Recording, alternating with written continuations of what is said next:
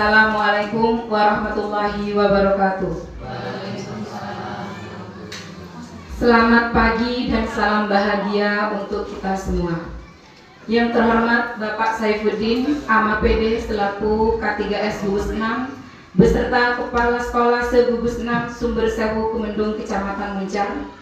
Yang kami hormati Kepala SDN 4 Sumber Sewu Ibu Betty Lutfianti SPDSD. Yang kami hormati Ketua KKG Gugus 6 Kecamatan Muncar Bapak Muhammad Inu Pambudi SPD. Yang kami hormati para narasumber beserta Bapak Ibu undangan yang berbahagia. Perkenalkan, saya Misbahul Janati, guru penggerak angkatan 7, bertindak sebagai MC sekaligus moderator. Mohon izin untuk memandu acara pada pagi. Semoga dari awal sampai akhir bisa berjalan dengan lancar dan pastinya bisa membarokah ini tentunya wakil. Tidak terjadi dalam suara sedang.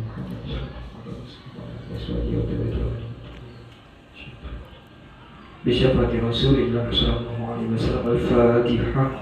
أعوذ بالله من الشيطان الرجيم. بسم الله الرحمن الرحيم. الحمد لله رب العالمين الرحمن الرحيم مالك يوم الدين إياك نعبد وإياك نستعين اهدنا الصراط المستقيم صراط الذين أنعمت عليهم غير المغضوب عليهم. بسم الله الرحمن الرحيم. الحمد لله رب العالمين اللهم صل على سيدنا محمد وعلى آل سيدنا محمد والحمد لله رب العالمين الحمد لله رب الشاكرين الحمد لله رب العالمين وكرم مزيدا يا ربنا لك الحمد كما ينبغي لجلالك. اللهم صل على سيدنا محمد الفاتح والخاتم لما سبق ناصر الحق بالحق والهادي إلى صراط المستقيم وعلى آله وصحبه حق قدره ومقداره.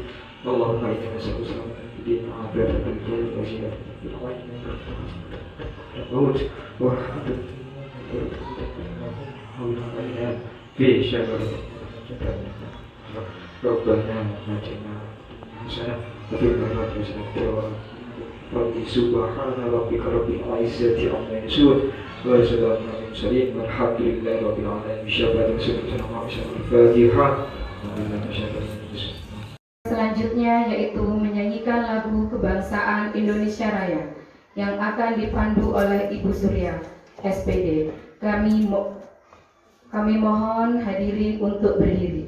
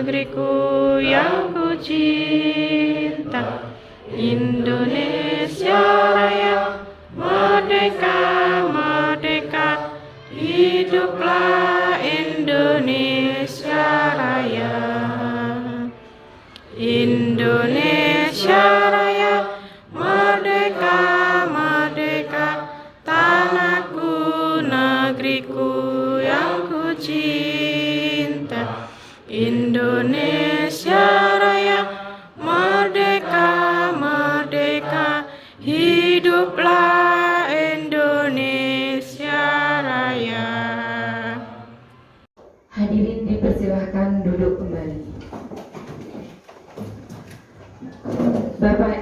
hadirin yang kami hormati, acara selanjutnya yaitu sambutan dari Ketua K3S Gugus 6 kepada Bapak Saifuddin AMAPD, kami persilakan.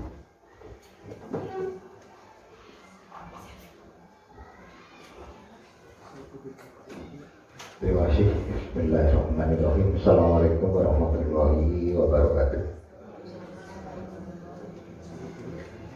Selamat pagi, salam sejahtera untuk kita semua.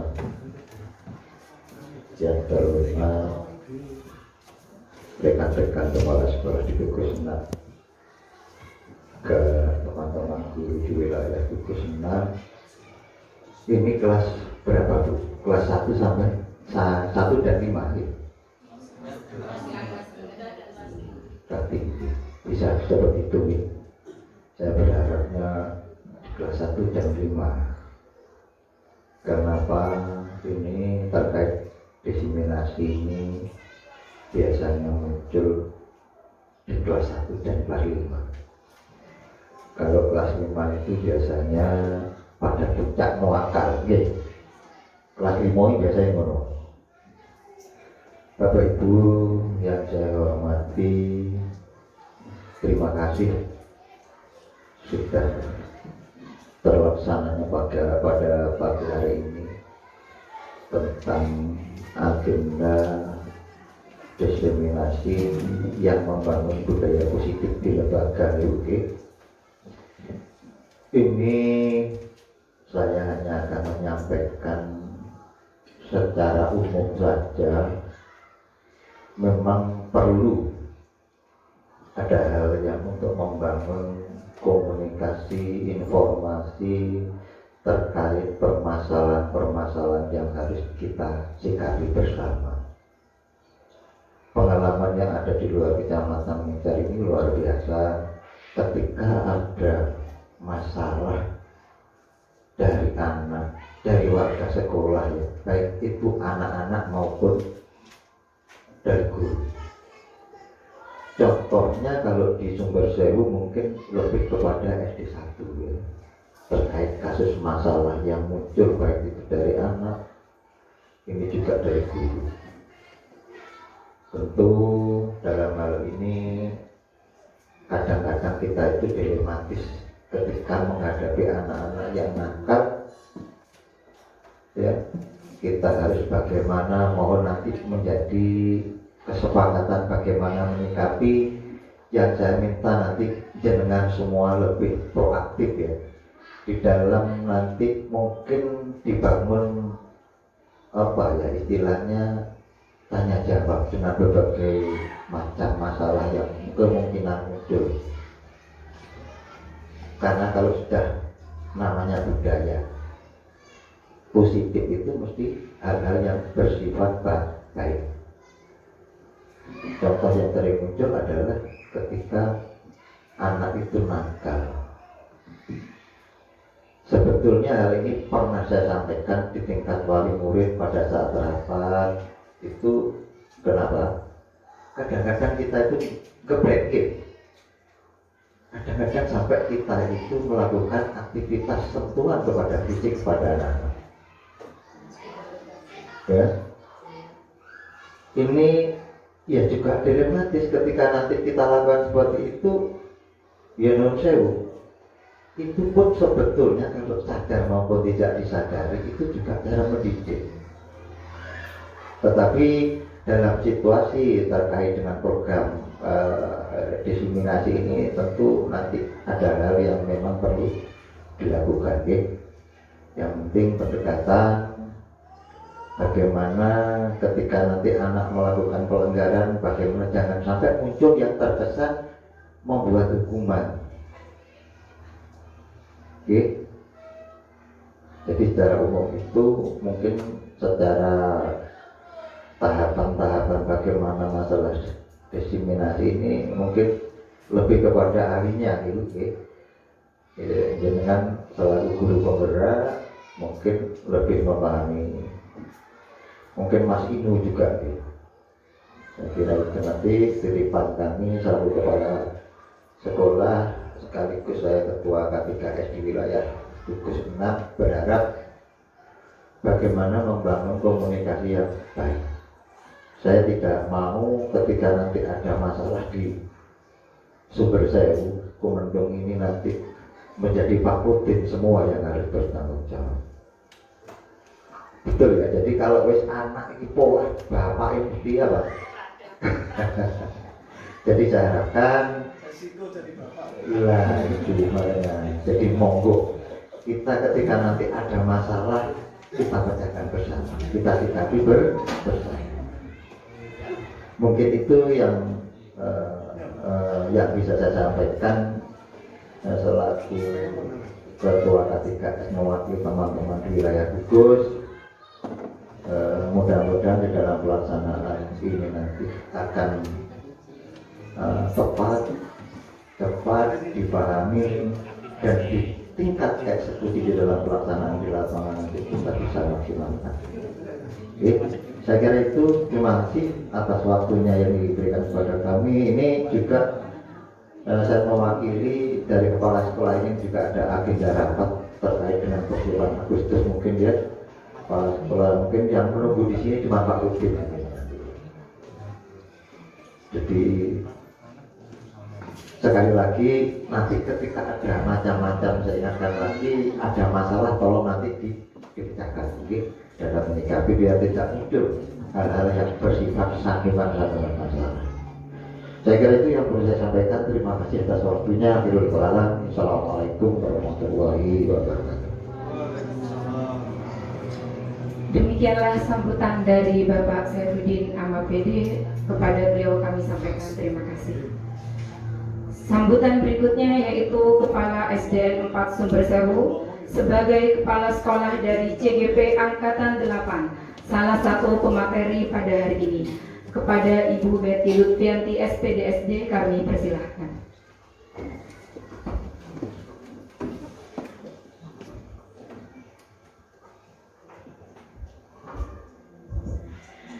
Assalamualaikum warahmatullahi wabarakatuh.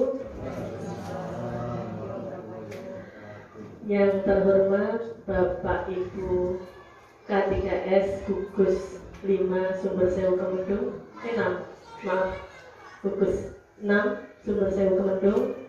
Yang saya hormati Bapak Ibu guru kelas rendah dan kelas tinggi segugus Sumber Sewu Kumendung, dan teman-teman saya, rekan-rekan guru saya yang bersama-sama dalam kepanitiaan, terutama KKG dan juga CGP serta guru penggerak yang telah memberikan waktu, kesempatan dan karyanya untuk berbagi dalam kegiatan diseminasi membangun budaya positif di sekolah. Pertama-tama marilah kita mengucapkan syukur alhamdulillah karena pada pagi hari ini kita berkesempatan untuk bersama-sama menambah pengetahuan baru, menambah kompetensi baru dalam mendidik anak-anak putra-putri kita yang dititipkan kepada kita sebagai generasi penerus bangsa.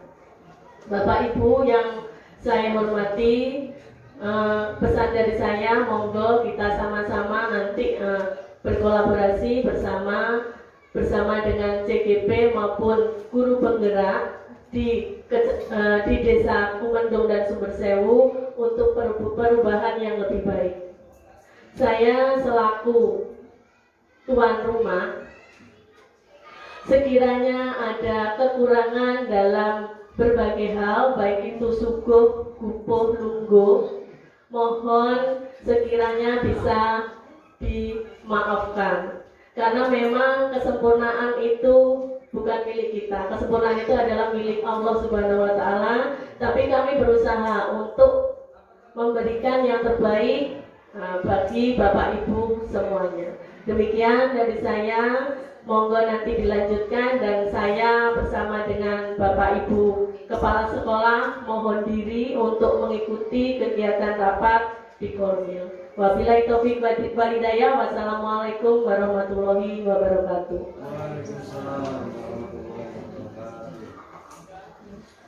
Demikianlah sambutan dari Ibu Betty Lutfianti SPDSD kepada beliau kami sampaikan terima kasih.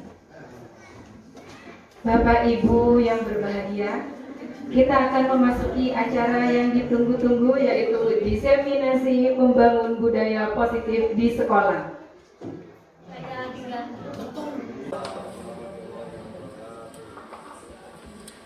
Demikianlah sambutan dari Ibu Betty Lutfianti SPDSD kepada beliau kami sampaikan terima kasih.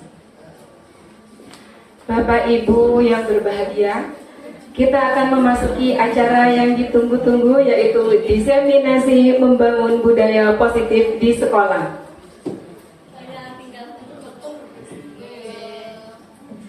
Perlu diketahui acara ini hanya terdiri satu sesi saja, yaitu pemaparan materi yang kemudian akan dilanjutkan dengan tanya jawab setiap di akhir materi. Selanjutnya untuk penyajian materi akan dibawakan secara kolaboratif oleh dua pemateri, yaitu CGP Angkatan 8 Ibu Yunita Dewi SPD dan Bapak Nanang Kuswoyo SPD Guru Penggerak Angkatan 7. Baiklah para hadirin, mari kita beri tepuk tangan dulu biar tidak deg-deg juga buat Bu Yunita. Oke, saya batasi waktunya masing-masing maksimal 25 menit. 20 menit pemaparan, kemudian 5 menit dilanjutkan tanya jawab. Berarti langsung ke Bu Yunita saja. Baik. Assalamualaikum warahmatullahi wabarakatuh. Waalaikumsalam warahmatullahi wabarakatuh. Selamat pagi Bapak Ibu guru hebat. Selamat pagi. Sebelumnya saya ucapkan terima kasih atas kedatangan memenuhi undangan kami dalam acara desiminasi calon guru penggerak Angkatan 8 dengan tema membangun budaya positif di sekolah. Sebelumnya Bapak Ibu, di sini saya ingin berbagi informasi yang saya dapatkan dari pendidikan guru penggerak. Jadi ini sifatnya sharing di Bapak Ibu. Jadi sebelumnya saya meminta maaf nanti bila ada informasi atau salah kata, di sini masih belajar. Terima kasih. Untuk yang pertama saya akan menyampaikan 5 posisi kontrol. Monggo Pak Erwin. Seperti filosofi Ki Hajar Dewantara, ing ngarsa sun tulodo, ing madya mangun karsa tur uri handayani. Di mana pada hakikatnya seorang pendidik sama dengan petani yang menanamkan padi. Misalnya hanya dapat menuntun tumbuhnya padi. Ia dapat memperbaiki kondisi tanah, memelihara tanaman padi, memberi pupuk dan air, membasmi ulat-ulat atau jamur yang mengganggu hidup tanaman padi dan lain sebagainya. Oke, next.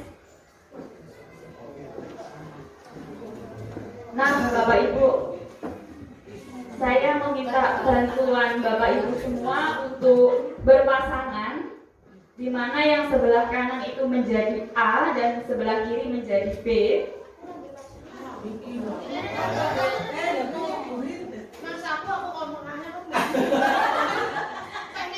Di mana nanti si A itu tugasnya menggenggam tangan dan di dalam tangannya itu ada sesuatu yang berharga. Si A berusaha menggenggam sekuat tenaga agar tidak mampu terbuka oleh B. Sedangkan si B itu berperan bagaimana caranya si A agar mau membuka tangannya.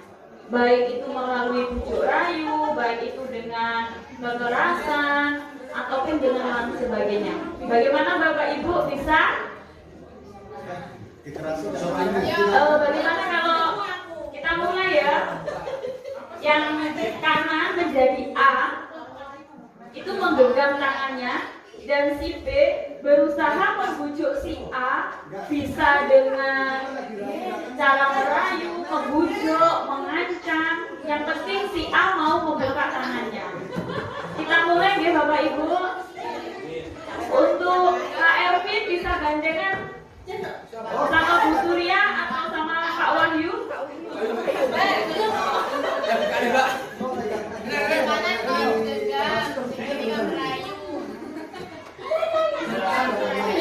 Monggo, si B tugasnya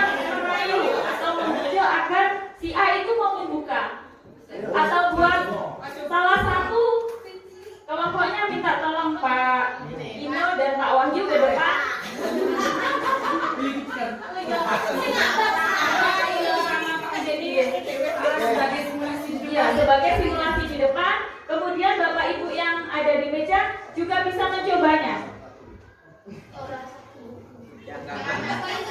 Yang kanan berusaha semaksimal mungkin mempertahankan agar tidak terbuka. Sedangkan si B berusaha keras agar si A itu mau membuka. Boleh dengan bujuk rayu, boleh dengan kekerasan atau penindasan. Monggo.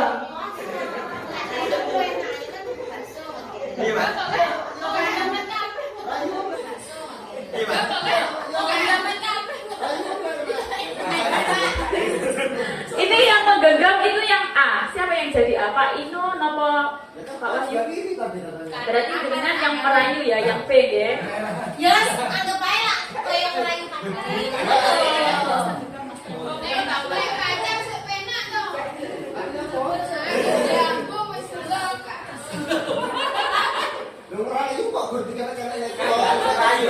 Tidak harus merayu. Sebisanya Pak Wahyu agar bisa terbuka.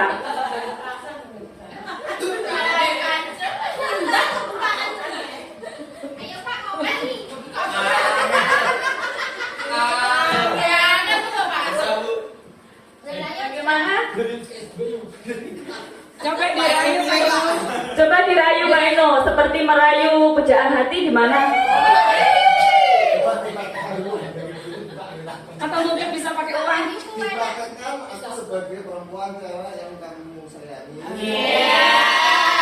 Biar nanti mau memberikan apa yang kamu minta.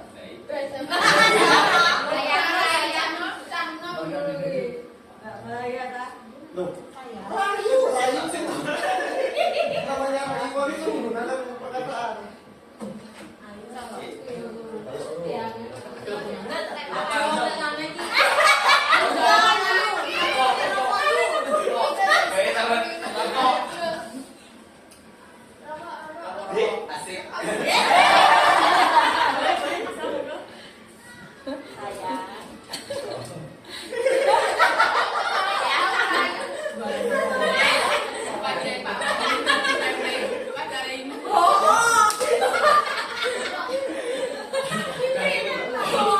Oh, ternyata Pak Ino gagal. Sekarang coba ganti posisi. Kalau yang jadi A-nya itu Pak Ino, sedangkan yang jadi B itu Pak Wahyu. Di mana Pak Wahyu ini berusaha keras untuk bisa membuka tangannya Pak Ino. Iya, Pak Ino menggenggam, mempertahankan yang Pak Ino anggap itu penting.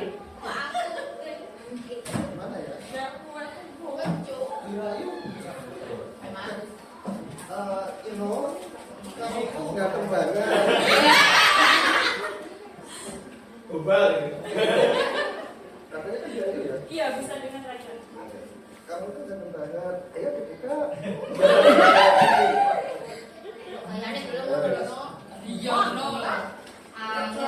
Ayo toh.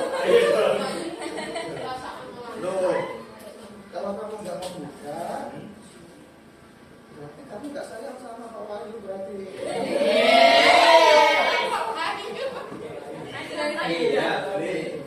Boleh.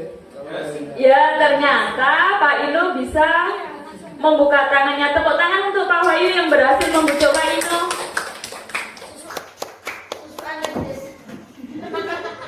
Nah, Bapak Ibu, dari sini saya ingin bertanya, siapa yang memiliki posisi kontrol?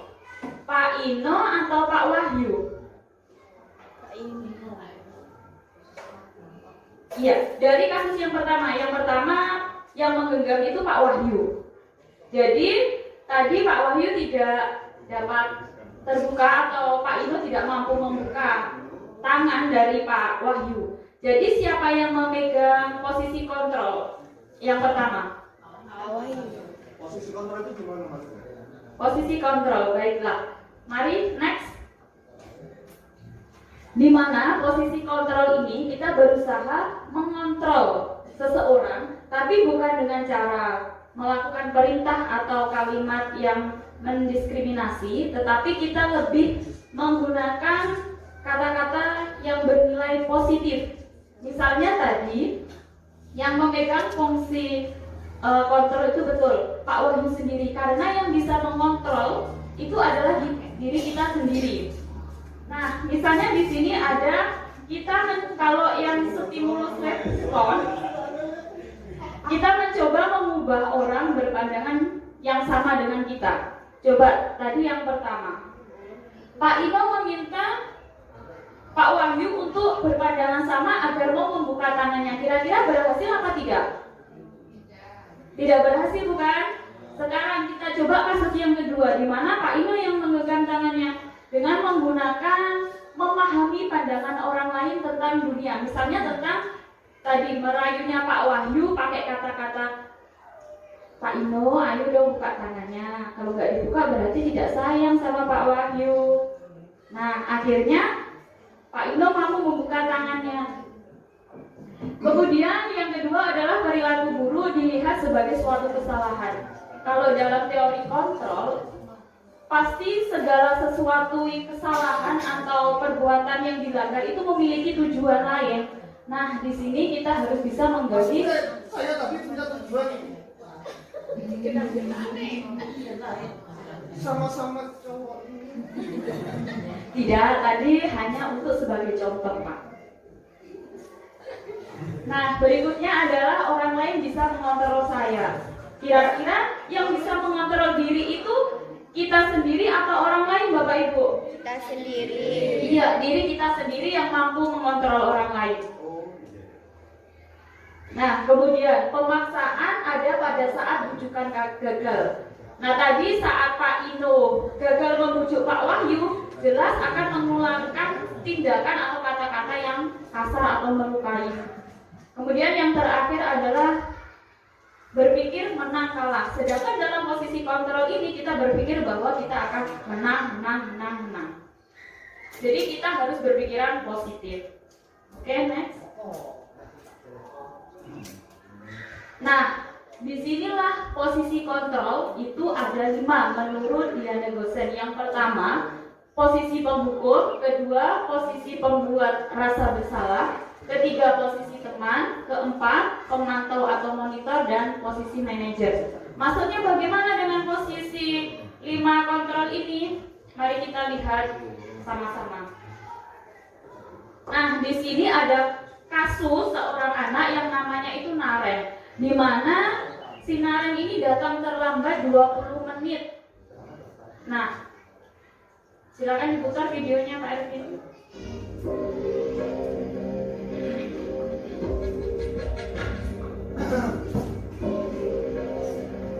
Naren, sini kamu. Selamat pagi, Bu. Selalu terlambat. Kamu deh, pasti terlambat. Maaf, Bu. Saya Apa? Apa coba? Alasan kamu apa lagi? Kapan sih kamu tidak terlambat? Malas sekali ya kamu jadi anak. saya Dasar pemalas. Gak kapok-kapok sih kamu. Sudah berapa kali terlambat? Sana, kamu keliling lapangan basket 2 kali. kenapa saya harus keliling lapangan basket, Bu? Kenapa? Kamu melawan ibu. Berani-beraninya jawab. Sudah terlambat, masih berani jawab pula. Sekarang, keliling lapangan basket 5 kali sekalian. Biar kapok. Cepat. Ya, menurut Bapak Ibu, Ibu guru ini dalam 5 posisi kontrol itu berada di posisi mana? Yang pertama tadi sebagai pemukul, kemudian sebagai pembuat rasa bersalah, terus teman, kemudian sebagai monitoring atau pemantau, dan yang terakhir sebagai manajer. Kira-kira dari sekilas kasus seperti ini, guru tadi itu berada di posisi mana?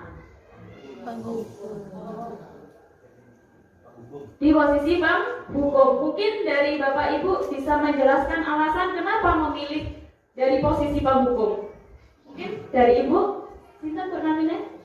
Oh, nggih, Bu Siska bisa Maju ke depan. ke depan, nggih. Maju ke belakang. Oke, terima kasih. Assalamualaikum warahmatullahi wabarakatuh. Waalaikumsalam warahmatullahi wabarakatuh. Kalau menurut saya berdasarkan video yang sudah saya lihat, di situ gurunya sebagai penghukum karena apa? Sebelum menghukum tidak mendengarkan alasan dari siswa kenapa terlambat, makanya langsung menghukum siswa tersebut. Terima kasih. Wassalamualaikum warahmatullahi wabarakatuh. Waalaikumsalam warahmatullahi Terima kasih Bu wabarakatuh. Siska. Tepuk tangan untuk Bu Siska. Nah, betul sekali Bapak Ibu bahwa video di sini itu guru itu berperan sebagai penghukum. Oke, next. Nah, jika guru menempatkan dirinya pada posisi penghukum ini, guru hanya melakukan kekerasan fisik dan juga verbal. Guru sering berkata, patuhi aturan saya. Awas kalau tidak menurut, kamu lagi yang membuat kesalahan. Dan berbagai kata yang membuat siswa sakit hati dan juga dendam. Nah, pada posisi penghukum ini juga membawa dampak bagi murid, di mana murid itu menjadi pendendam dan pemberontak. Ataupun pasti si murid itu tidak menyukai guru dan juga pelajaran yang diampunya. Mungkin dari sini ada yang ditanyakan terkait sebagai penghukum. Kalau tidak, next. Oh iya, ada pertanyaan dari Pak Wahyu.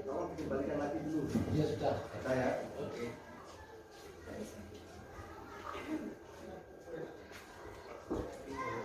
Seorang guru itu menghukum siswa dengan nada tinggi, padahal dengan dasar rasa sayang. Itu menurut Bu Yunita bukan kok karena rasa benci apa gimana, tidak, tapi sebetulnya rasa kehati. Terima kasih. Terima kasih, monggo Bu Yunita.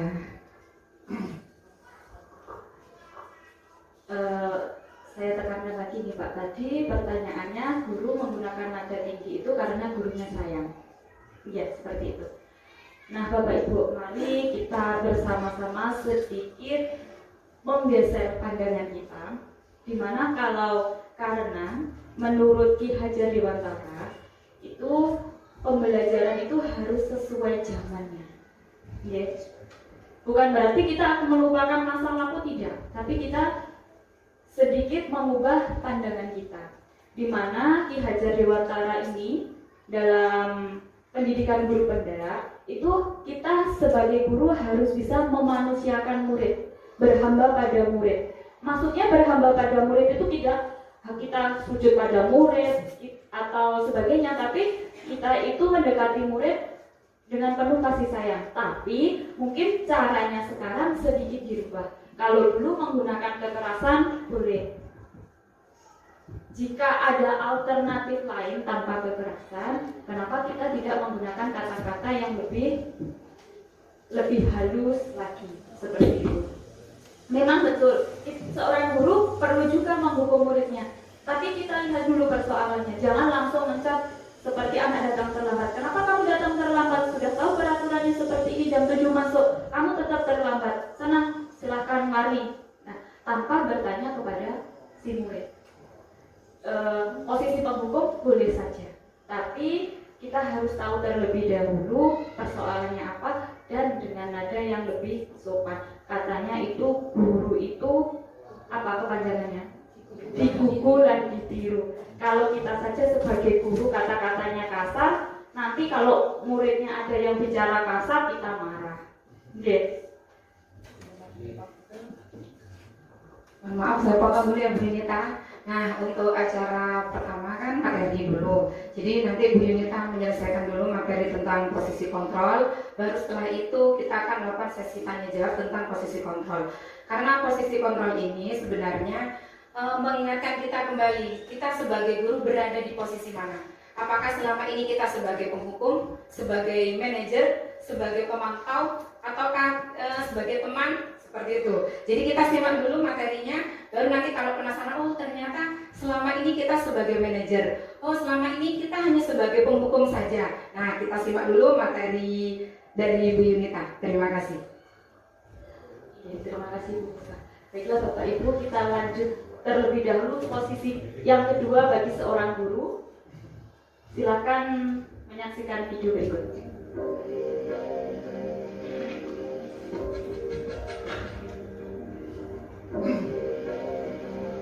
Naren!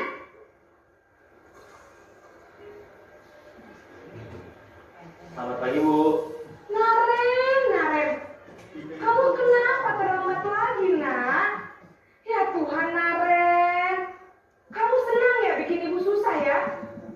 Kalau kamu terlambat lagi, nanti ibu yang ditegur bapak kepala sekolah, nak. Disangka ibu tidak bisa membina kamu. Duh, gimana ini? Maaf Bu. Duh, Gusti Naren, kamu suka ya kalau ibu ditegur bapak kepala sekolah? Terus, sekarang ibu harus tulis apa ini di buku absen? Ini kamu sudah sering terlambat loh. Ibu harus apa coba? Maaf Bu. Maaf sekali. Ya sudah, lain kali jangan bikin ibu susah lagi ya nak ya. Ibu tidak akan kuat lagi kalau kamu begini terus. Bisa jantungan kalau ibu ditegur bapak kepala sekolah. Sana cepat ke kelas. Maaf ya Bu. Maaf sekali. Nah, Bapak Ibu, kalau video yang kedua ini kira-kira posisi gurunya di mana? Di posisi pembuka, posisi pembuat rasa bersalah, teman, pemantau, atau manajer? Pemilihan yang kedua, pembuat rasa bersalah. Monggo Pak Ervin. Nah, betul sekali Bapak Ibu bahwa video yang kedua ini adalah di mana guru berada pada posisi pembuat rasa bersalah. Nadanya pun juga berbeda, sedikit lebih lembut. Tetapi sayangnya membuat rasa bersalah ini juga memiliki dampak yang kurang baik kepada anak-anaknya.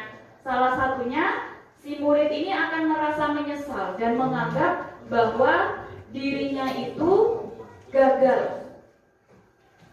Oke, next. Video berikutnya silakan dilihat.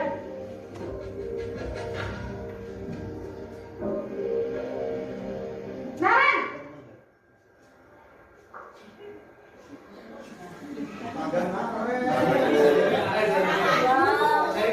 Apa ini nak? Terlambat lagi ya sayang? Iya Bu. Habis ibu saya lupa bangunkan saya Bu. Kamu malah menyalahkan ibu kamu. Kamu bukannya anak yang larinya paling kencang. Kok terlambat sih? Iya Bu. Saya memang terlambat bangun tadi. Jadi biarpun saya lari kencang, tetap gak kekejar Bu. Ya sudah sana. Nanti lain kali larinya lebih kencang lagi ya. Biar gak terlambat lagi. Bikin seneng ibu. Demi ibu. Bisa kan? Bisa lah Bu. Ya sudah sana masuk kelas. Ibu beresin urusan absen kamu. Kamu ini ada-ada saja. Nah, video ketiga, posisi guru. Berada di posisi mana Bapak Ibu? Yang peran tadi posisi pembuka, posisi pembuat rasa bersalah, posisi teman, posisi pemantau atau monitoring, kemudian yang terakhir posisi manajer. Di mana posisinya Bu? Bapak? Iya betul sekali, sebagai teman. Di mana gurunya pun berupaya mengontrol murid dengan sedikit lebih pendekatan kepada murid. Sayangnya juga pada posisi teman ini juga kalau ada dampak negatif dan positifnya, di mana kalau dampak negatifnya itu siswa akan kurang menghormati atau menghargai kita. Tapi di sisi lain, si anak yang bermasalah tadi itu mampu bercerita dengan leluasa, bercerita dengan nyaman. Oke, video selanjutnya kita semi nonton bioskop ya.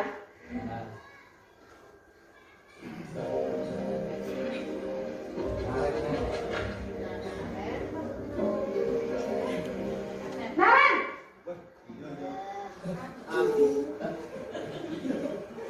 Selamat pagi tentang jam berapa kita harus masuk sekolah, nak? Kita harus di sekolah jam 7, Bu. Iya, betul. Sekarang sudah jam 7.20. Naren sudah tahu konsekuensinya jika terlambat hadir. Paham, Bu. Saya harus tinggal kelas pas jam istirahat selama 20 menit. Iya, benar. Konsekuensinya demikian. Jadi nanti jam 9.30 pas istirahat, kamu harus tinggal di kelas, kerjakan tugas tambahan untuk ketertinggalan kamu, ya? Baik, Bu. Nah, kalau yang keempat ini posisi gurunya di mana Bapak Ibu? Sebagai apa? Penghukum, kemudian pembuat rasa bersalah, teman, pemantau, atau manajer? Iya, betul sekali, sebagai pemantau, di mana guru hanya memantau si anak, kemudian memberikan konsekuensi sesuai dengan aturan yang ada. Oke, next, video terakhir Bapak Ibu.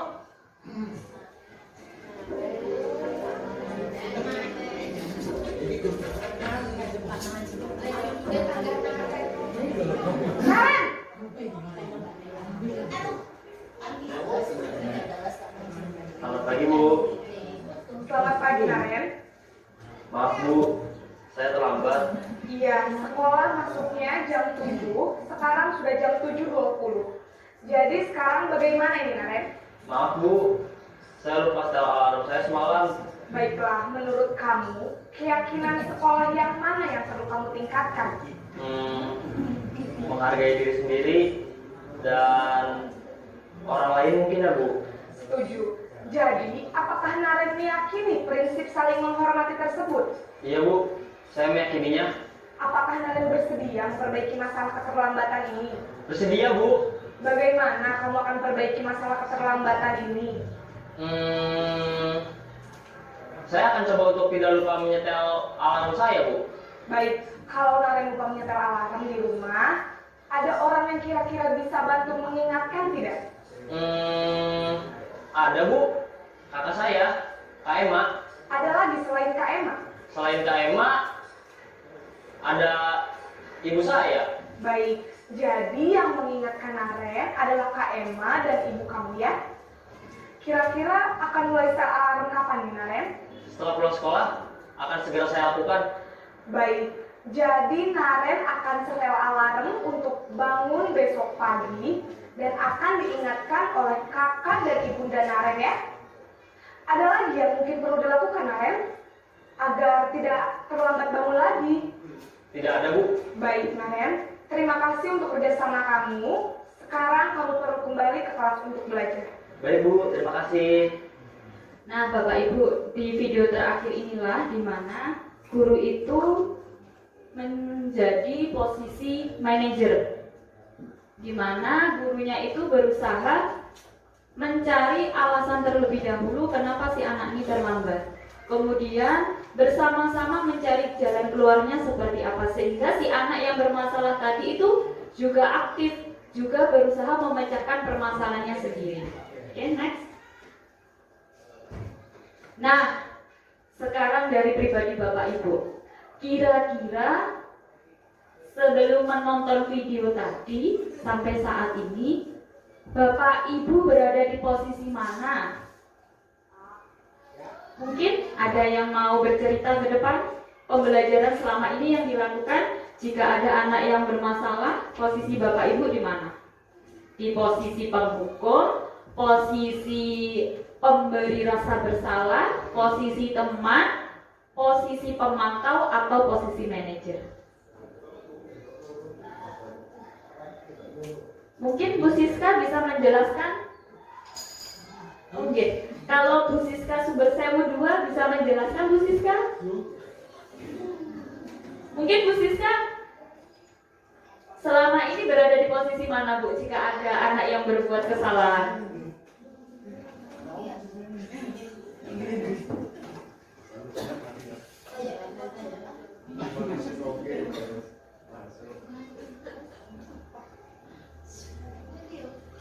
Atau bisa dari Ibu Misbah?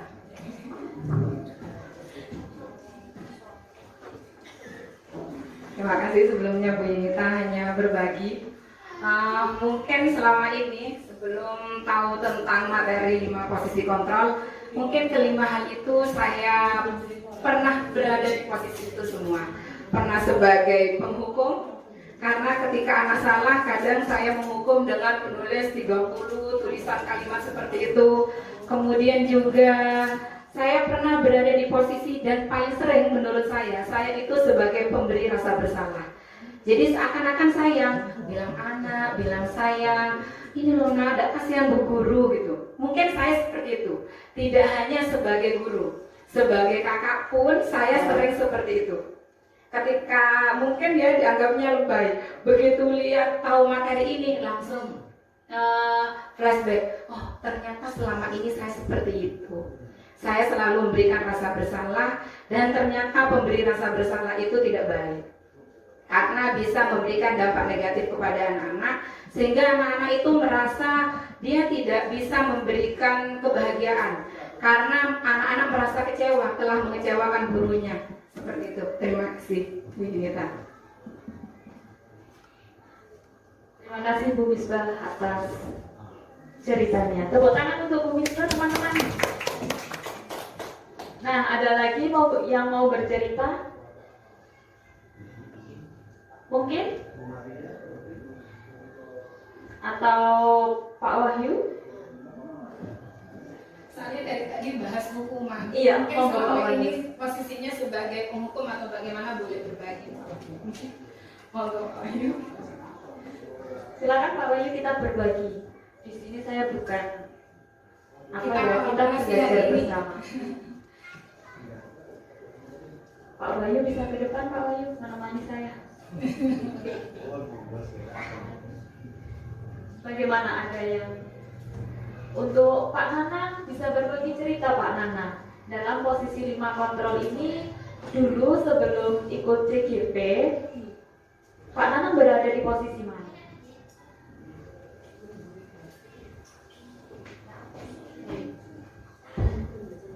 Ya, terima kasih. Assalamualaikum warahmatullahi wabarakatuh. Waalaikumsalam. Bapak Ibu sekalian, terkait dengan budaya positif terkait dengan peran guru, yang sering kita lakukan adalah sebagai penghukum dan pembuat rasa bersalah. Ya, itu saya yakin pasti sering kita lakukan sebagai penghukum dan pembuat rasa bersalah. Wes salah tapi sik dijilokne maneh.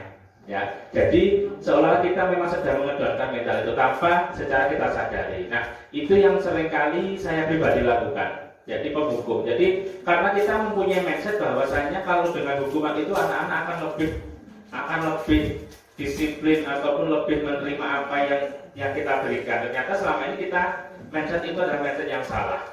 Jadi bagaimana kita mampu untuk mengevaluasi, mencoba untuk membantu bagaimana siswa untuk mengetahui kesalahannya dan mereka berusaha untuk menemukan jalan keluar ataupun solusi yang dihadapi dari permasalahan dihadapi.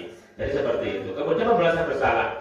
Wis cah kuwi salah semisal bertengkar. Ya, bertengkar kita berikan komunikasi dan sebagainya. Disalahno kon iku trekat biyen trekat diomongin. Nah, itu contoh merupakan pembuat rasa bersalah.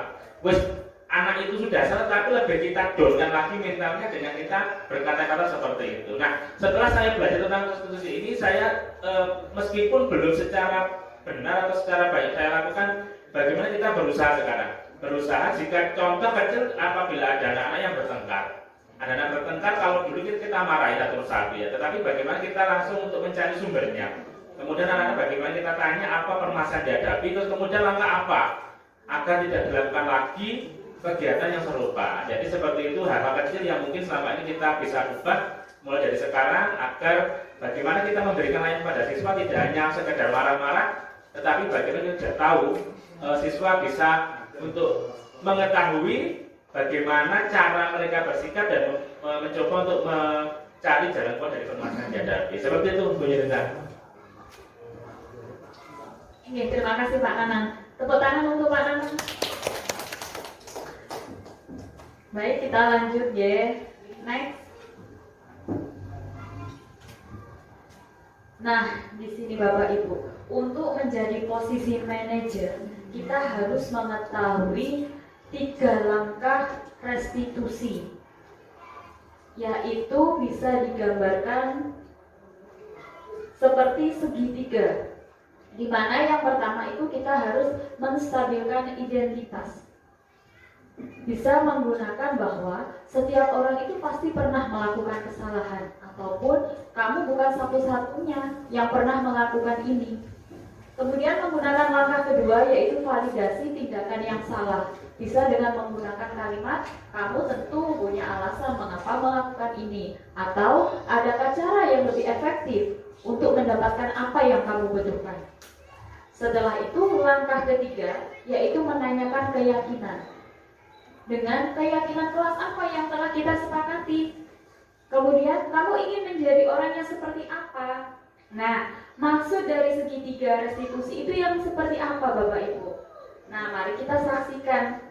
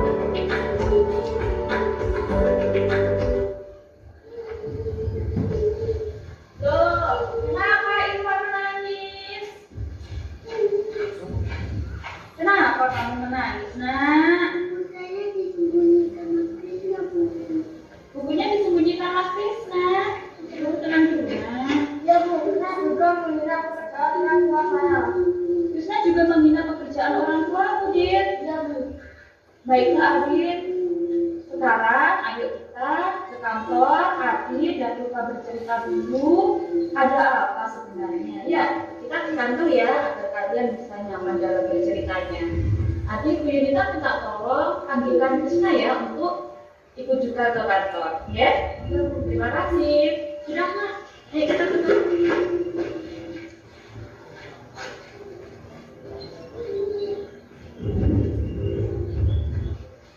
Iya nak, kalau di Krisna bisa ya?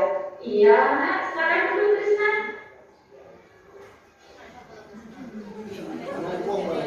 Coba sekarang cerita pada buku. Ya, ada apa dengan kalian bertiga? Kenapa Ipa tadi nangis Pak?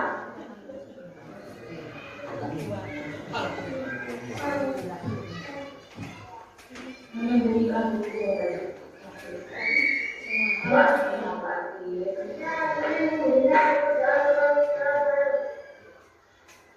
Benar seperti itu Krisna? Kenapa Krisna melakukannya? Karena ada bosan.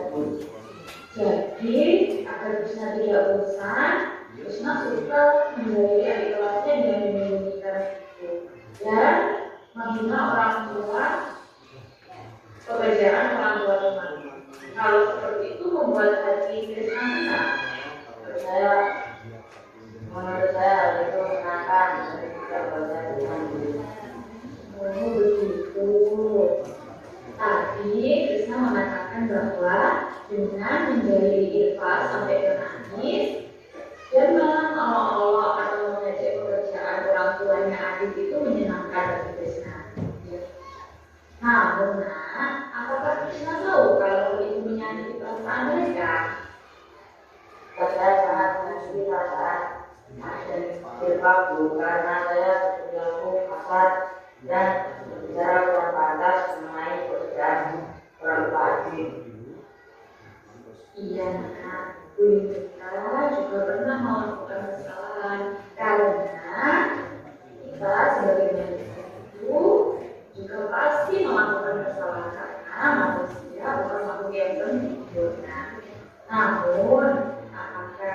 Krishna mau memperbaiki kesalahan tersebut. Nah, iya Bu.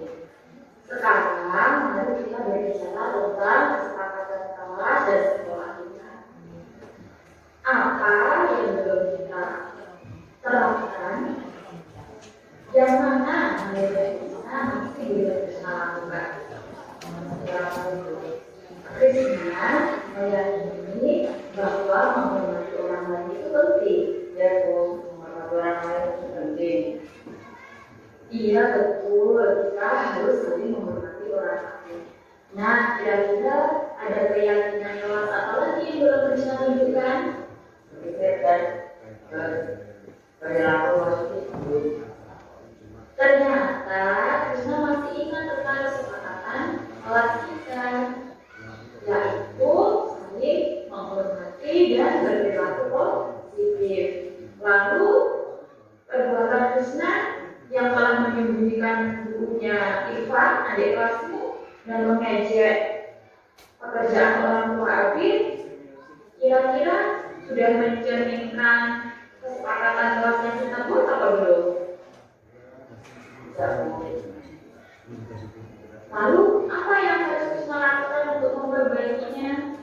Dan maaf pada Irfan dan Nadir, saya telah menyesal berbuat yang telah menyakiti perasaannya Ika dan Nadir.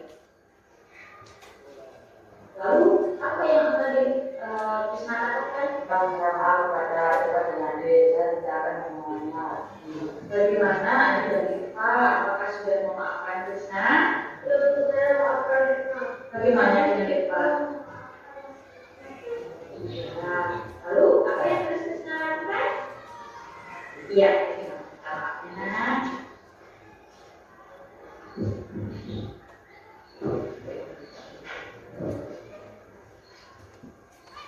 Kalau demikian suasananya yang tadi tegang sekarang sudah jadi santai, jadi nyaman, damai. Nah, menurut kita ada cara yang lain untuk mendapatkan rasa senang kalian tanpa merugikan orang lain. Bagaimana menurut kalian? Saya akan mengajak adik dan teman-teman untuk bermain permainan seru seperti sepak bola. Saya setuju dengan kamu. Ya, betul sekali. Idenya sangat bagus sekali. Kalian bisa melakukan kesenangan kalian tanpa mengganggu kesenangan orang lain dan tetap menghormati orang lain. Baik itu menyinggung atau melakukan sesuatu hal yang merugikan kepada teman kalian. Ya. Lalu Krishna? Ya Bu, saya bisa lebih dari hati. Baiklah anak, terima kasih atas cerita kalian. Kemudian Bu Krishna, terima kasih juga karena sudah terbuka dan mengakui kesalahannya yang telah menyakiti ataupun menyinggung perasaannya adik dan ibu dan mau berusaha memperbaiki kesalahan. Ya nak ya. Kemudian untuk adik dan Irfa, kalian sudah luar biasa karena mau memaafkan kesalahannya Krishna yang telah menyinggung perasaan ataupun kalian. Terima kasih anak-anak hebat. Semoga kalian menjadi anak-anak yang luar biasa, anak-anak yang mampu bercita-cita dan terus berproses untuk menjadi yang lebih baik, menjadi kebanggaan orang tua dan sekolah. Amin. Terima kasih Bu. Ya, sama-sama. Baiklah anak-anak, jadi sudah bisa berteman kembali. Ya, ya alhamdulillah. Baiklah, berarti semuanya sudah terselesaikan dengan baik. Nah, Bapak Ibu, itu tadi sedikit penggambaran kita sebagai guru dalam menggunakan 3 sifat restitusi. Untuk yang pertama, itu di mana kita menstabilkan identitas, bahwa prinsip membuat kesalahan adalah bagian dari proses pembelajaran. Jadi kita tidak langsung menyalahkan anak tersebut. Bisa dengan mengajukan pertanyaan bahwa membuat kesalahan itu manusiawi. Seperti itu. Oke, next. Nah, untuk yang kedua adalah validasi tindakan yang salah, di mana di sini kita menanyakan ke murid apakah yang dilakukannya itu salah atau tidak. Lanjut. Kemudian yang ketiga yaitu menanyakan keyakinan. Nah, menanyakan keyakinan. Kalau namanya yakin, pasti anak tersebut akan mematuhinya secara tulus dari hati atau memiliki faktor pendorong yang intrinsik. Oke, next. Nah, yang perlu diperhatikan dalam segitiga restitusi ini adalah bahwa perilaku yang salah perlu dikaitkan dengan nilai-nilai atau keyakinan yang telah disepakati atau disetujui, di mana kita sebagai guru harus membuat kesepakatan dulu kepada anak-anak itu seperti apa. Kemudian yang kedua, kesediaan orang yang melakukan kesalahan untuk memperbaiki masalah. Apakah si anak itu mau bersedia mengakui kesalahannya dan tidak berbuat seperti itu lagi. Kemudian yang ketiga adalah pemecahan masalah sebisa mungkin relevan dan memiliki hubungan dengan masalah yang ada. Kemudian adanya usaha perbaikan dan adanya waktu perbaikan. Oke, next. Nah, perlu tidaknya restitusi ini itu tergantung dari kesalahan si anak. Jika kesalahannya itu ringan, berarti kita tidak perlu melakukan urutan segitiga restitusi, hanya langsung menanyakan apa keyakinan yang telah kita sepakati. Misalnya, kalau di kelas saya itu seperti kalau ada orang yang berbicara di depan, itu anak-anak harus diam.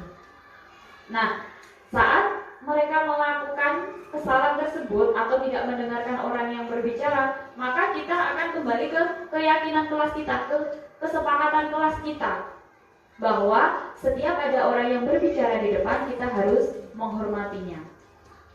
Oke, next. Nah, dengan segitiga restitusi ini, murid menjadi lebih kuat secara pribadi, kemudian menambah dan membuka wawasan murid untuk mau memikirkan jalan keluar dari permasalahannya tersebut. Kemudian murid semakin percaya diri dan mandiri.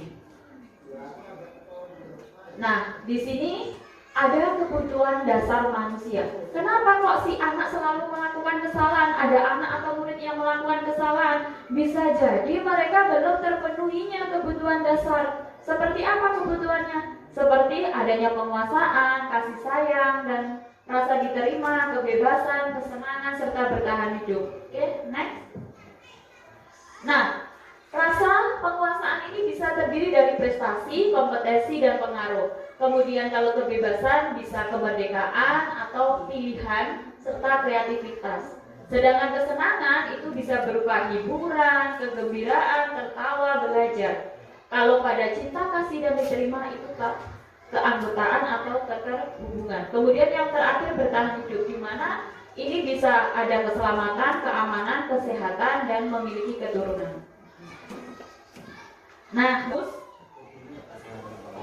Bimo, seorang anak TKB, selalu berlari keluar kelas menuju jalan raya di depan sekolahnya yang ramai dengan kendaraan. Tingkahnya membuat guru, Bu Ani, bingung dan seringkali lari mengejarnya. Ada beberapa kemungkinan jawaban yang diberikan Bimo. Kita disuruh mengidentifikasi kebutuhan Bimo yang belum terpenuhi. Di sini ada, aku senang main kejar-kejaran dengan ibu guru, seru. Ini termasuk yang mana Bapak Ibu dari 5 kebutuhan dasar tadi? Kira-kira?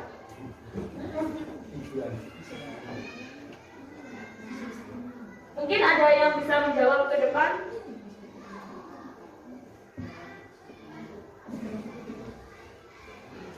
Tadi ada nilai kesenangan, kebebasan, bertahan hidup, kemudian penguasaan, dan yang terakhir kasih sayang. Untuk yang pertama masuk ke mana itu? Kesenangan. Baik, kita kunci dengan kesenangan. Kalau yang kedua, ibu kejar aku karena ibu guru sayang aku. Kesenangan, kemudian ada kasih sayang, penguasaan, bertahan hidup. Masuk mana? Berarti masuk ke rasa kasih sayang. Oke, tadi yang pertama penguasaan, kedua kasih sayang, sekarang ketiga. Aku hebat kan? Bisa buat bu guru kejar aku.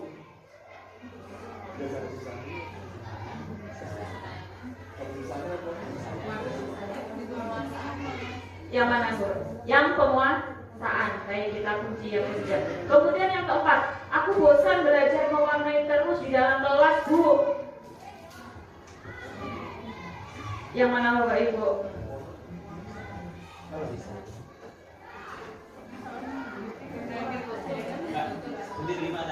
Oh iya, yang 5 tadi itu yang pertama adalah kasih sayang, kemudian penguasaan, terus bertahan hidup, kesenangan, dan kebebasan. Baik, oke, next kita lihat jawabannya. Sesuai Bapak Ibu, seperti pilihan Bapak Ibu yang tadi? Oke, next. Kita coba soal berikutnya ya. Kita jawab yang nomor 5 dan 6 saja ya Bapak Ibu. Di sini adalah sedikit pernyataan.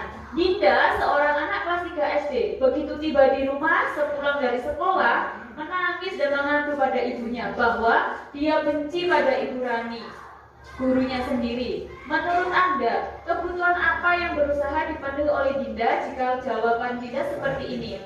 Ibu guru bilang, aku tidak boleh bersenandung sewaktu mengerjakan tugas. Katanya kelas harus tenang, tidak ada suara. Kan enggak seru jadinya.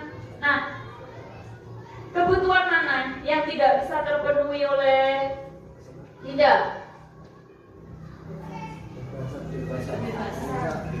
Oke, kita kunci kebebasan ya. Lanjut nomor 6. Ibu guru tidak menyapaku hari ini, padahal aku pakai jepit rambut baru. Kasih sayang. Oke, masih. Nah, betul sekali Bapak Ibu, kesenangan, cinta, dan kasih. Dari sekilas pertanyaan ini Bapak Ibu bisa memahami dan menyimpulkan seperti apa itu kebutuhan dasar tentang kesenangan, kebebasan, bertahan hidup, kemudian penguasaan, terus kebebasan. Oke, next.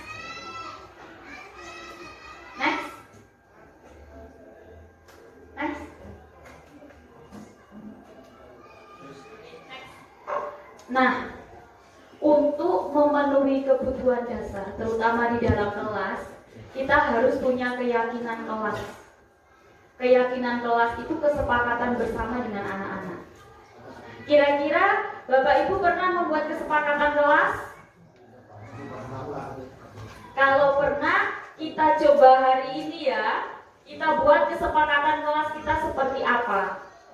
Nanti Bapak Ibu guru bisa menuliskan dalam kertas kecil yang berwarna keyakinan kelas seperti apa yang Bapak Ibu inginkan, kemudian bisa ditempel di papan yang di belakang. Keyakinan kelas yang diinginkan Bapak Ibu guru boleh 1 ataupun 2. Oke, bisa menulis 1 atau menulis 2. Bagaimana Bapak Ibu? Sebelumnya Bapak Ibu pernah tahu apa itu kesepakatan kelas? Saya bercerita sedikit ya Bapak Ibu. Sebelum saya mengikuti CGB ini, saya kalau ada anak yang ramai itu ya sama, mesti marah. Tanpa melihat kebutuhan dasar apa yang belum mereka kuasai. Kemudian, bagaimana ya caranya anak-anak itu mau mematuhi aturan, tidak melanggar? Nah, kemudian adalah namanya keyakinan kelas dengan membuat kesepakatan kelas, di mana anak-anak ini menulis keinginan mereka tentang kondisi kelasnya harus seperti apa. Keyakinan kelas ini menggunakan kalimat yang positif ya Bapak Ibu. Misalnya tentang, biasanya kalau peraturan itu kita membuat jangan membuang sampah sembarangan. Nah, dalam kesepakatan kelas kita menggunakan kalimat positif, berarti membuang sampah membuat kelas kotor misalnya. Jadi untuk kesepakatan kelas kita menggunakan bahasa yang positif nih Bapak Ibu. Artinya kita tidak menggunakan kalimat perintah. Oke.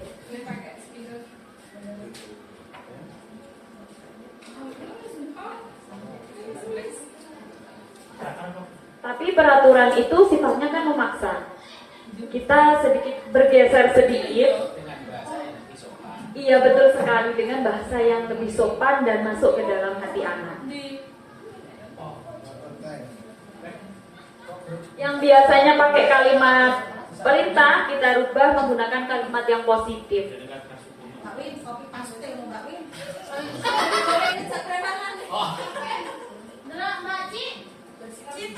Sudah selesai boleh pulang. Bisa ditempel di belakang.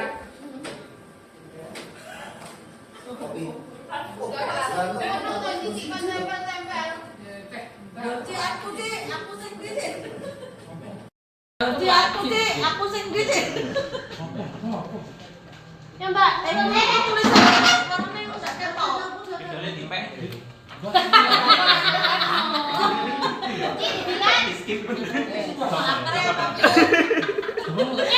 Mbak Maria. Mbak Maria mau pinter apa ya sampean? Pusatnya loh. Tanggung jawab menyimak penjelasan guru, bicara dengan sopan dan baik, selalu menjaga kebersihan, disiplin dan tepat waktu, saling tolong menolong. Mungkin Pak Ino bisa membacakan dari sana Pak Ino yang telah ditulis teman-teman.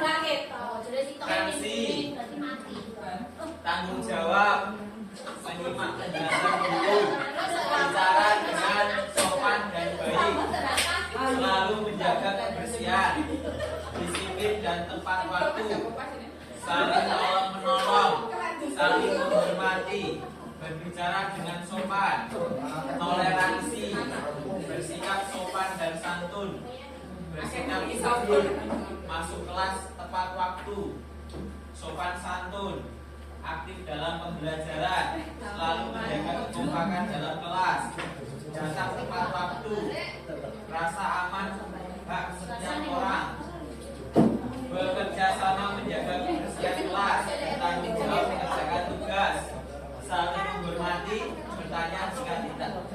Iya, terima kasih Pak Ino. Nah, itu tadi Bapak Ibu contoh dari pembuatan kesepakatan kelas. Nah, setelah pulang dari sini, mari kita sama-sama membuat kesepakatan kelas terhadap murid Bapak Ibu. Kemudian Bapak Ibu dokumentasikan.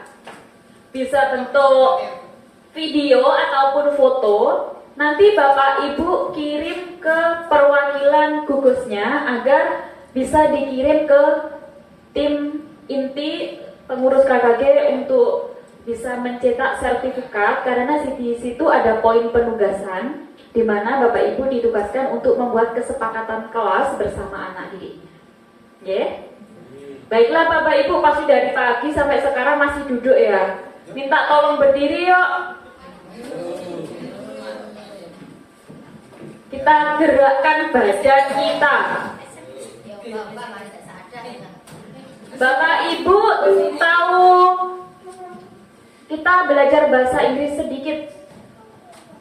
Bahasa Inggrisnya pisang apa Bapak Ibu? Iya, banana. Bahasa Inggrisnya menari? Iya, dance. Nanti kalau saya bilang banana, Bapak Ibu angkat kedua tangan. Dance, ya. Yeah. Kemudian bahasa Inggrisnya makan apa? Iya, eat. Bahasa Inggrisnya memotong? Iya, cut. Bahasa Inggrisnya menggoyang? Apa? Shake, ya. Kita pakai gerakan. Gerakannya seperti ini. Pertama kita bilang eat ya. Berarti kalau saya bilang eat berarti eat banana. eat banana. Terus gantian. Eat banana. Eat banana. Contoh Bu, contoh. Contoh ya. Eat banana. Shake banana. Shake banana. Kita tambah satu kalimat lagi ya. Gerakannya bebas, tapi Eat banana. Eat banana. Eat banana. Eat banana. Cut banana. Cut banana. Cut banana. terima kasih Bapak Ibu guru hebat. Baiklah Bapak Ibu, demikian pemaparan dari saya. Semoga apa yang kita diskusikan hari ini bisa bermanfaat untuk diri kita. Kurang lebihnya saya mohon maaf. Saya akhiri. Wassalamualaikum warahmatullahi wabarakatuh. Sekarang berikutnya yaitu materi yang akan disampaikan oleh Pak Nanang Kuswoyo SPD, yaitu tentang disiplin positif, kemudian dilanjutkan dengan teori motivasi, hukuman dan penghargaan. Kepada Bapak Nanang Kuswoyo SPD kami persilahkan.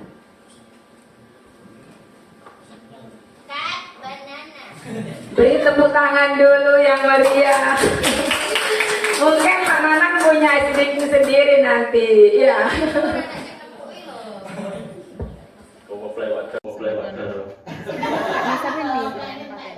Oke, assalamualaikum warahmatullahi wabarakatuh. Alhamdulillah yang saya hormati Bapak Ibu Dewan Guru dari Gugus 6 Desa Sumber Sewu Kendung. Puji syukur alhamdulillah kita aturkan kehadirat Tuhan Yang Maha Esa Allah Subhanahu wa taala telah melimpahkan rahmat, nikmat serta hidayah kepada kita semua sehingga kita hari ini diberikan kesehatan untuk berkumpul dalam rangka pelaksanaan diseminasi program guru penggerak angkatan ke-8 yang dilakukan oleh Bu Yunita. Ya, dalam keadaan sehat walafiat. Berdoanya semoga salam semoga terlimpahkan kepada junior kita Nabi Muhammad Shallallahu Alaihi Wasallam yang selalu kita nanti sahabatnya dia mulyama. Halo. Bapak Ibu sebenarnya sudah disampaikan oleh Bu Yuta semuanya, ya mulai dari disiplin, motivasi, hukuman, kemudian restitusi dan penghargaan sudah disampaikan semuanya. Nah, sekarang saya hanya sekedar flashback saja, menambahi ataupun mungkin berbagi dengan apa yang disampaikan oleh Bu Yunita dengan apa yang sudah saya lakukan di sekolah. Ya, kebetulan saya juga guru penggerak angkatan ke-7 bersamaan dengan Bu Misbah yang sudah selesai insya Allah ya Bu Misbah, tinggal menunggu detik-detik pembagian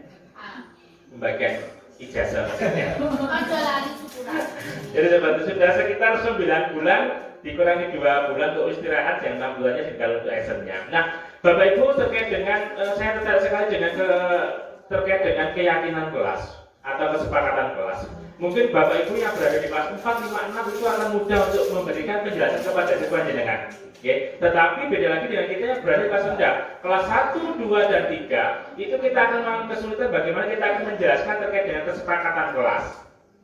Ya, kira-kira karena kenapa anak-anak akan keterbatasan menalar atau menelan apa yang dimaksud dengan keyakinan kelas. Membuat kesepakatan kelas itu biasanya mereka kalau temannya membuat satu kata, satu kelas isinya sama. Ya, semisal tidak perlu ramai, semuanya pasti akan menulis ramai. Begitu juga di kelas 1, 2, 3 itu memang kesulitannya seperti itu. Nah, kira-kira Bapak Ibu sekalian ada yang punya tip atau trik bagaimana kira-kira jenengan punya gambaran apa? Bagaimana jenengan mampu untuk menyampaikan terkait dengan kesepakatan kelas yang Anda terapkan di kelas rendah, kelas 1, 2, dan 3. Kira-kira bagaimana jenengan menyampaikan kepada siswa Anda? Kalau kelas 4, 5, 6 enak, silakan buat hal yang positif, tulis, kemudian yang negatif apa tulis, ditempel di sini, selesai. Tetapi beda lagi dengan yang berada di kelas rendah, kelas 1, 2, dan 3. Jenengan sampai gablek, kadang-kadang orang jelas. Kira-kira apa dan bagaimana trik jenengan untuk menyampaikan terkait dengan keyakinan kelas kepada siswa jenengan? Monggo, silakan katakan. Suwen aku lagi ini kalau macet. Suara siswa orang dulu ya takon ini mencet tanpa bersuara. Malah diglok. Ya, enggak. Orang siswa lagu seperti itu. Ayo, rekon menyampaikan ayo. Silakan. Bagaimana jenengan untuk kira-kira kan ini sudah punya gambaran kan ya, setelah ini jenengan akan membuat keyakinan kelas. Jadi kita skip dulu peraturan kita skip dulu. Kita bagaimana kita membuat keyakinan kelas. Di mana keyakinan kelas ini bersifat lebih abstrak, kemudian lebih bersifat universal atau menyeluruh. Yang semisal jenengan harus mengerjakan PR, mengerjakan tugas sekolah, kemudian kita rekam jadi satu tanggung jawab. Selesai di situ. Ya. Nah, sekarang bagaimana ini jenengan mampu menerapkan keyakinan kelas kepada kelas yang rendah. Bu Panca kelas 1. Dengan tiap hari kita bicarakan terus, maksudnya tanggapnya apa tiap hari berulang. Ya, yang lainnya berulang. Monggo yang lainnya ada? Gitu, monggo. Mungkin hanya berbagi sedikit. Saya kebetulan juga bukan kelas rendah, saya di kelas 5. Mungkin untuk membuat keyakinan kelas di kelas rendah, seorang guru memberikan pertanyaan pemantik. Jadi kayak bertanya, anak-anak sukanya apa? Hal-hal baik apa yang ingin kalian lakukan? Jadi ditanyain terus anak-anak itu maunya seperti apa. Di sana guru nanti akan memandu dan mengiring keyakinan kelas yang positif. Seperti itu mungkin. Terima kasih. Terima kasih Bu Mesbah. Iya betul sekali. Jadi bagaimana kita mampu memberikan pertanyaan pemantik atau pemancing. Karena anak-anak kalau kita suruh kita biarkan, anak lainnya kan berbeda. Karakter anak rendah dengan aktifnya berbeda. Kelas 1, kelas 2, 3 itu sifatnya masih suka meniru, masih suka mengadu, kemudian masih bersifat manja. Karena ke bawah apa? Masa-masa transisi dari TK masih belum hilang 100%. Maka dari itu kita harus menggunakan pendekatan yang berbeda untuk menangani kelas tinggi dan kelas rendah. Ya. Yang pertama kita tanyakan dulu, kira-kira kita akan membuat kaitan dengan kehidupan sehari-hari ataupun yang ada di lingkungan sekitar siswa. Ya, apa yang bersifat positif, apa yang bersifat negatif, dengan bahasa yang sederhana dan bisa dimengerti oleh siswa. Nah, kemudian kalau sudah bertanggapan seperti itu, maka mereka akan bercerita. Akan berani bercerita, nah itu bisa kita saring untuk kita jadikan namanya kesepakatan kelas atau keyakinan kelas. Dari kesepakatan kita pun menjadi keyakinan kelas. Nah, Bapak Ibu, mari kita coba di dalam ajaran baru ini tepat kita lakukan bagaimana kita bisa menciptakan keyakinan kelas.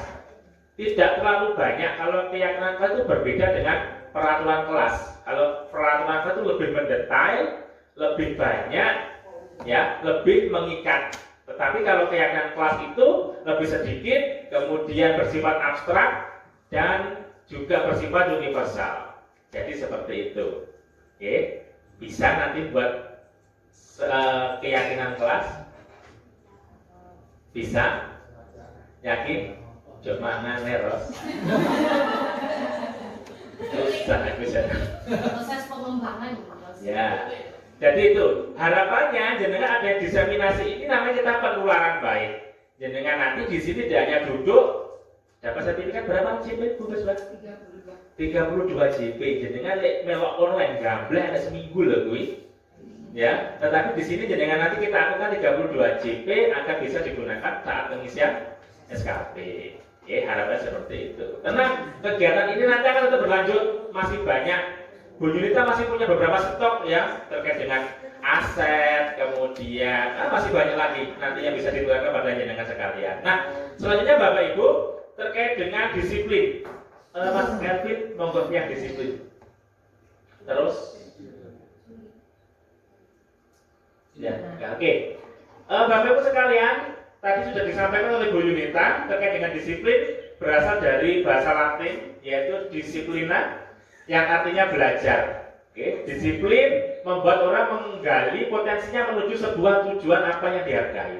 disiplin. Kalau kita universal disiplin itu berarti ya tepat waktu, mengerjakan tugas itu disiplin. Tetapi pengertian di sini adalah bagaimana kita bisa membuat orang mengenali dan menggali tentang potensi yang ada di dalam dirinya untuk menuju sebuah tujuan yang dia hargai atau dia inginkan. Kemudian, namun dalam budaya kita, makna kata disiplin telah merubah menjadi sesuatu yang dilakukan seseorang pada orang lain untuk mendapatkan kepatuhan. Contohnya dari guru kepada siswa. Kita menyuruh siswa untuk melakukan hal-hal yang kita inginkan agar siswa tersebut mengikuti apa yang kita perintahkan. Ya, dengan siswa tersebut melakukan apa yang kita perintahkan berarti itu bisa dinamakan sebagai disiplin. Berdasarkan perintah. Kemudian kecenderungan umum adalah menghubungkan kata disiplin dengan ketidaknyamanan, bukan dengan apa yang kita hargai atau capai. Disiplin itu biasanya akan berhubungan dengan ketidaknyamanan. Karena kenapa? Apabila tidak melakukan perintah atau kesepakatan, maka mereka akan mendapat konsekuensi. Konsekuensi inilah yang dinamakan dengan ketidaknyamanan. Tetapi kita di sini lupa bahwa disiplin itu bagaimana kita mampu untuk menciptakan orang lain agar tahu dan mengerti apa yang mereka inginkan serta potensi yang ada di dalam dirinya untuk dikembangkan. Jadi di sini kita yang lupa, pokoknya disiplin itu ya berarti apa yang harus dilakukan, kemudian saya perintah Anda melakukan, nah itu yang biasa dinamakan dengan disiplin. Nah, mindset inilah yang memang saat ini memang sulit kita lakukan. Karena kita sudah terlanjur menjadi sebuah kultur atau budaya di mana perintah itu harus dilakukan, tetapi berbeda dengan saat ini di dalam era merdeka belajar dan merdeka mengajar. Merdeka belajar dan mengajar, sebelum kembali ke merdeka sudah ada yang membuat asesmen awal pembelajaran, sudah membuat asesmen numerisasi, literasi, sudah ada. Sampun Bu Cici. Nanti kalau jenengan butuh silakan saya mungkin ada file nanti bisa jenengan pakai, sudah ada recapnya. Di situ nanti sudah ada pertanyaan-pertanyaan di situ siswa. Nanti tinggal jenengan masukkan di dalam file, nanti akan keluar gaya belajar apa yang dimiliki oleh siswa tersebut. Nanti bisa saya share. Bisa diterapkan di kelas 4, 5, dan 6 khususnya. Kalau 1, 2, 3 masih tahap membuat. Soalnya kan berbeda dengan 4, 5, dan 6. Jadi itu. Lanjut Mas Erwin. Kemudian kebutuhan dasar sudah disampaikan oleh Bu Yunita tadi. Ada rasa kasih dan sayang, kemudian rasa diterima, kesenangan, kebebasan, dan penguasaan sudah dijelaskan oleh Bu Yunita. Tidak perlu saya ulang. Daripada nanti bedu, tempuk. Kalau besar nih Mas Erwin? Jangan besar. Jadi terima kasih. Dari sini langsung kembali ke hukuman dan sanksi konsekuensi. Ini tadi sudah disampaikan juga oleh Bu Yunita. Sekarang kita langsung ke sini. Perbedaan hukuman dan konsekuensi. Kalau hukuman yaitu sesuatu yang menyakitkan harus terjadi. Sesuatu yang meyakinkan harus terjadi. Karena kenapa? Hukuman ini bukan karena adanya kesepakatan atau keinginan dari siswa, tetapi ini bersifat mengikat sudah ada. Berbeda dengan peraturan dan keyakinan kelas. Kalau keyakinan kelas itu yang membuat adalah siswa sendiri, berdasarkan inspirasi dan keinginan siswa. Tetapi kalau peraturan sekolah itu yang membuat orang lain, mereka mau tidak mau dipaksa untuk melakukan itu, mematuhi itu. Nah di sini perbedaannya. Maka apabila tidak melakukan, maka akan ada namanya konsekuensi atau hukuman atau dampak. Tapi kalau seketika berdasarkan segi institusi, kalau kita menggunakan keyakinan kelas, maka kita akan kembali kepada keyakinan yang sudah mereka buat. Kemudian membuat anak sakit fisik maupun hati untuk jangka waktu lama. Itu kalau hukuman. Semisal anak tidak mengerjakan PR, terus jangan menyuruh untuk lari keliling lapangan atau keliling halaman, atau mungkin sekot jam atau push up. Itu bersifat menyakitkan. Hukuman itu ciri-cirinya kalau ada kegiatan fisik, tanda kutip menyakitkan, itu berarti hukuman. Dengan ngompat remayu, ngompat push up, sekot jam atau gulung-gulung dan sebagainya, pokoknya berkaitan dengan fisik, itu berarti hukuman. Kalau konsekuensi itu adalah anak menghargai disiplin. Karena kenapa? Kembali kepada keyakinan kelasnya. Oke, kembali kepada keyakinan kelas. Kalau mereka melanggar berarti ada keyakinan kelas yang harus kita tuju kembali. Oke, jadi itu. Kemudian anak membenci kedisiplinan karena dia tahu ini akan membekas. Kalau anak kita hukum pasti akan membekas sampai kapanpun akan membekas. Sehingga mereka akan membenci namanya disiplin. Alas podoe podo dihukum aku serasa budal. Jadi seperti itu. Contohnya apa? Kegiatan ekstra katakan lagi. Ekstra dan ada ekstra anak yang tidak ada kita hukum. Kemudian ini akan membekas kepada mereka dan mereka tidak akan menghargai kedisiplinan. Alas podoe wis mlebu gak mlebu podoe. Akhirnya mereka akan membenci kedisiplinan. Kemudian kalau konsekuensi anak lebih menghargai disiplin. Kemudian kalau hukuman bersifat paksaan, terpaksa, dipaksa, terpaksa ya dipaksa.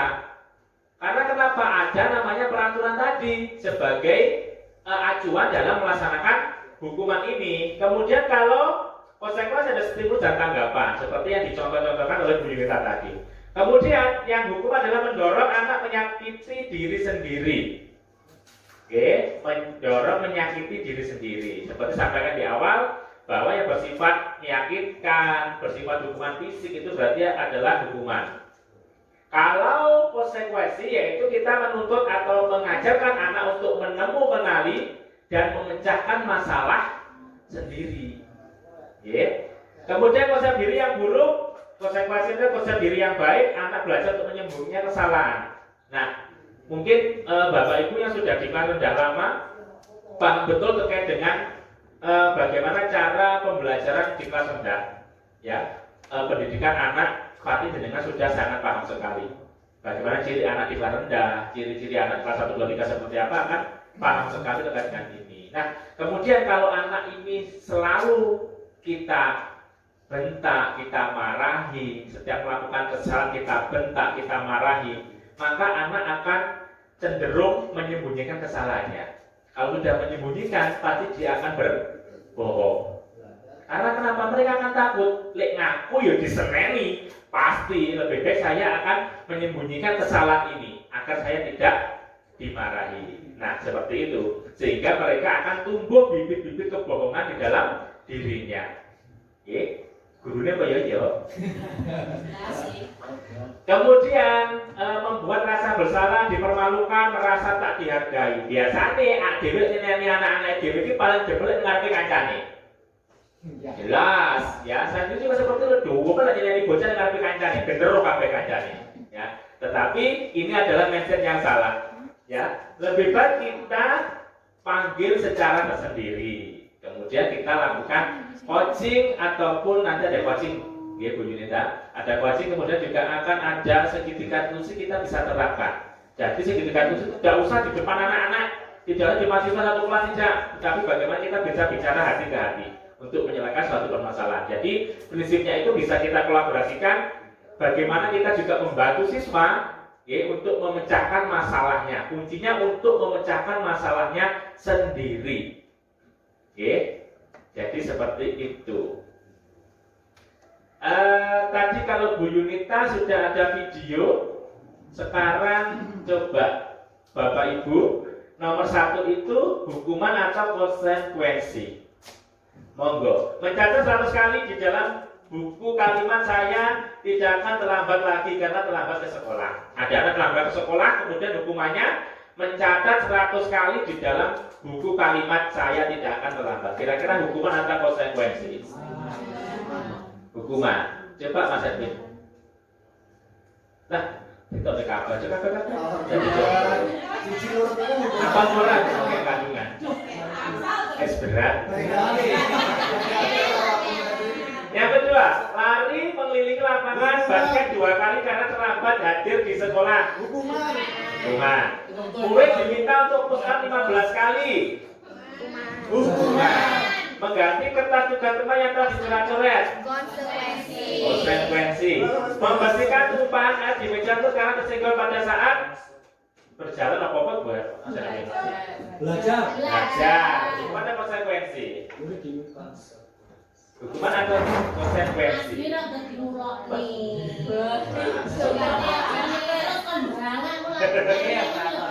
Oke, murid, ayo membersihkan tumpahan di meja tulis karena tersenggol pada saat belajar. Konsekuensi. Itu bentuk kabel oleh bonus. Kalau bonus isi boleh. Kemudian, iya. Kemudian diminta telanjang kaki, bertelanjang kaki sepanjang hari karena tidak menggunakan sepatu hitam sesuai dengan peraturan sekolah. Melakukan pemanasan sendiri karena terlambat 10 menit untuk pelajaran PJOK atau olahraga. Konsekuensi. Survei membuktikan Mas Arfi.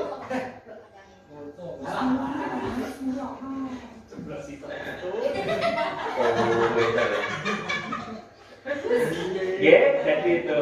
Nah, ternyata jenengan sudah paham apa itu hukuman, apa itu konsekuensi. Ciri-cirinya kalau hukuman itu adalah melibatkan aktivitas fisik yang pertama, yang kedua biasanya bersifat menyakitkan. Jadi itu adalah hukuman dan konsekuensi. Oke, dari sini sudah paham. Kira-kira bisa diterapkan? Sing kene bungok-bungok. Kira-kira sudah bisa dikerjakan? Wes nek omah judet gawean akeh gak mari-mari nek omah keruwet dan sekolah sik ruwet maneh. Nah, itulah bagaimana kita diminta untuk melakukan namanya merdeka belajar, memberikan kemerdekaan kepada siswa untuk melakukan pembelajaran tanpa kita sebagai sumber utama atau satu-satunya sumber belajar di sekolah, tapi mereka bisa menemukan atau mencari pengetahuannya tanpa melalui guru. Gue gak usah bengong-bengong di sekolahan, di kelas ini mulai ajaran baru saya berusaha tidak bengong-bengong. Ya, berusaha untuk tidak bengong-bengong. Berusaha tidak bengong-bengong. Caranya bagaimana? Ada proyektor, ada LCD, saya setelkan, saya tinggal keluar, selesai. Wes orang bengong-bengong anak-anak ya iso ya. Tapi seperti itu kita tidak boleh ya. Tapi bagaimana awal saya melakukan namanya analisis ya melalui asesmen untuk mengetahui gaya belajar. Karena kenapa? Meskipun kita setelkan video tidak semua siswa senang. Apalagi kelas rendah. Kelas rendah itu kalau disetelkan video tidak semuanya senang. Karena kenapa? Mereka akan bercerita dengan sendirinya. Ada gambar ini, mereka akan bercerita kepada temannya. Akhirnya gambar tidak dilihat, video tidak dilihat. Ngomong diri-diri. Ya ternyata meskipun video itu katakanlah media yang paling efisien, tetapi kalau kita terapkan di kelas rendah kayaknya sepertinya tidak begitu efektif. Okay. Jadi maka dari itu karena kenapa? Anak-anak kan berbeda-beda. Ada yang senang melihat video, ada yang senang mengamati lingkungan, ada yang senang menulis, ada yang senang mendengarkan. Terkait dengan gaya belajarnya masing-masing. Jadi tidak bisa kita pukul rata. Ya itulah gunanya pembelajaran berdiferensiasi. Sudah menerapkan? Saged? Kok mumun? Kan suka belajar kok mumun lagi? Terpuas apa urut? Pak, bagaimana pembelajaran berdiferensiasi? Apa setiap hari kita lakukan pembelajaran diferensiasi? Ada pertanyaan, kira-kira apa setiap hari kita harus pembelajaran berdiferensiasi? Ya enggak? Kira-kira yang kelas 1, kelas 1, 2, 3, S1, 2, 4, 5. Monggo, sudah penerapannya? Sekolah penggerak. Anaknya sekolah penggerak. Iya.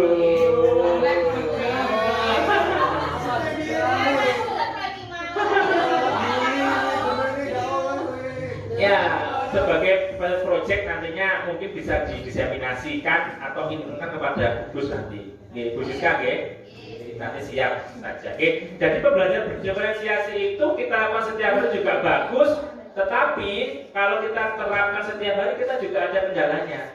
Bagaimana yang muridnya banyak untuk menganalisis gaya belajarnya juga membutuhkan waktu yang lama. Terus kemudian penilaiannya pun juga berbeda-beda. Kalau kelasnya sedikit seperti murid saya hanya 20 sih bisa. Kemudian tapi kalau kelas mungkin di SD Pak Inu ada 50 orang, satu kelas 1 orang.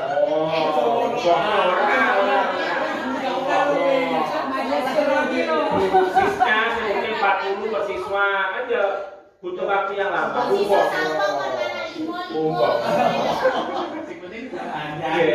Yang penting jenengan tahu dulu proses-prosesnya. Ya, minimal ya 1 minggu 1 kali diferensiasi lah. Kalau usah banyak-banyak untuk tahap pembiasaan. Setiap hari ya jenengan ngeluh nggak pulang kok gurgai RPP kalau penilaian. Ya, ini sambat aja AT itu juga modul ajar, jadi ngoprint jadi seperti itu. Pembelajaran diferensiasi memang harus kita terapkan. Sebenarnya kita sudah melakukan itu. Di kurikulum 13 juga ada pembelajaran berbasis proyek. Di kurikulum 13, tetapi kita tidak menyadari itu. Meskipun budaya positif ini sudah jenengan lakukan di dalam pembelajaran atau kegiatan kelas jenengan. Tetapi jenengan tidak tahu kalau itu adalah budaya positif. Oh, ini segitiga nutrisi ternyata. Oh, ini keyakinan kelas, ini kesepakatan kelas. Ya, saya juga seperti itu dulu ya Bu Misbah. Ternyata hal itu sudah kita lakukan di dalam pembelajaran. Jenengan ada pertanyaan jenengan panggil, nyapo mau kok tukaran. Nah, itu juga sudah termasuk restitusi. Oke, meskipun tidak sampai kepada keyakinan kelas, karena kita belum punya keyakinan kelas. Kemudian ayo minta maaf, baikan. Nah, itu juga termasuk dalam restitusi. Tetapi kita tidak paham. Wes gelut-gelut toh, karepmu. Nek ora dikuwang plek kabeh selesai. Nah, ya, jadi mulai sekarang biar kita hemat tenaga, tidak usah bengok-bengok, tidak usah nesu-nesu karena membuang energi sedino sampai jam 2 pulang. Nah, bagaimana kita bisa menerapkan ini budaya positif pada siswa kita? Siap? Penugasan berapa jam? Bukan 6 jam, 6 JP. Nah, penugasan 6 JP. Satu tadi membuat kesepakatan kelas. Nanti pasti bisa. Kalau kesepakatan kelas pasti saya yakin jenengan sudah bisa. Nah, itu jenengan bisa nanti terapkan di dalam pembelajaran minimal 1 semester ini. Nanti jenengan bisa evaluasi. Ini saya juga sudah melakukan. Nanti akan saya evaluasi di 1 semester ini. Seperti itu ceritanya. Bersatu kali.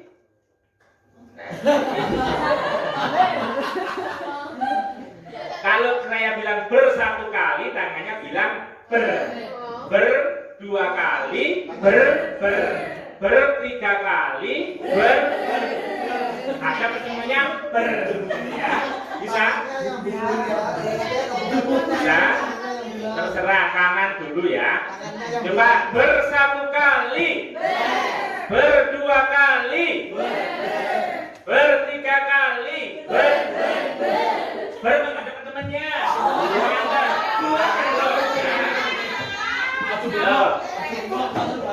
Sudah? Simpuan dari terangan untuk jam-jam rawan. Bersatu kali, berdua kali, bertiga kali. Serabut jam itu kita ini di kelas kita bisa loh. Bertiga kali, genap orang.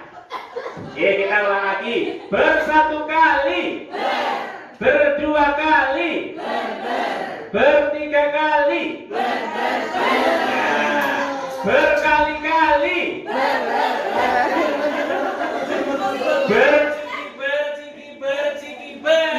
bisa?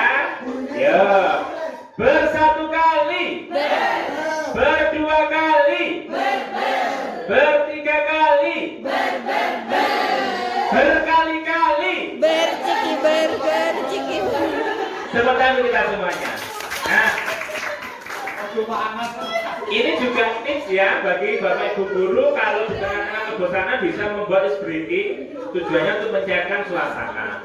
Jadi untuk berhenti dari pelajaran saya ini yang sering melakukan di sekolah saya Bu Maria yang sering melakukan ice breaking kepada siswa-siswanya untuk memecahkan keheningan dan kepenatan selama belajar 1 hari. Maksudnya seneng Membuat ice breaking, ya. Angel. Ini biar terakhir menurut saya kata di atas IDW, kan?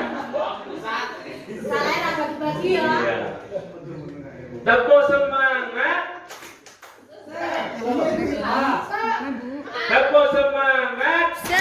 Aku bisa, kamu bisa, kita bisa.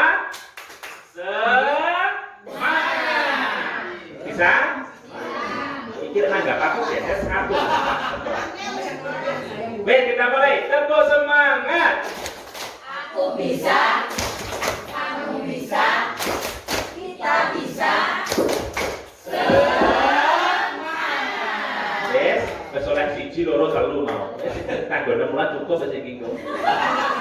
Iki sebab mulan. Kok lebih akeh yang ngundang aku no, guys. Tapi jadwalnya rada jauh-jauh hari. Suratnya rada padat. Oke, lanjut Mas Erwin. Nah ini sudah, sudah disampaikan oleh Bu Yunita tadi. Dari sini sudah kelihatan kelas, sudah sampaikan Bu Yunita. Nah, Bapak Ibu sekalian, kira-kira dari sini ada yang jenengan tanyakan? Ngerti kok bola gitu. Nah satu lagi Bapak Ibu, yang biasa kita sering lupa kepada anak itu ya ini tanya, anak-anak akan ditanyakan setelah pembelajaran. Masih ada seperti itu? Terus satu lagi. Kode ya, ini kode. Orang takoni menengah itu, kode bahasa ini kode lain. Oke, jadi itu yang tanyakan. Setiap pembelajaran kita tanyakan. Ada yang tanyakan, sudah paham semuanya. Terus jangan lupa refleksi. Kira-kira dari tadi pagi sampai sekarang apa yang Anda pelajari? Kok meneng? Kamu boleh takoni, monggo. Apa yang Anda pelajari tadi? Yang pertama, berkontrol lainnya. Monggo angkat tangan saya, Pak. Kesempatan anak kelas ada lagi? Kantor refleksi ini jero kelas ini. Restitusi mau Apa? Ketiga, restitusi. Terus ada lagi? Kedisiplinan kelas. Boleh, apa lagi? Ada lagi? Kesadaran siswa belajar. Kesadaran siswa belajar. Oke. Namanya refleksi itu berarti ya yang ditangkap siswa kan berbeda-beda. Jadi makanya ya kalau siswanya berbeda juga tidak masalah karena mereka nomornya ya kuwi gitu loh. Jadi tidak harus bukan itu salah kamu. Ngawur kuping ngawur kan isu gambar ini jangan. Nah, itu seperti itu.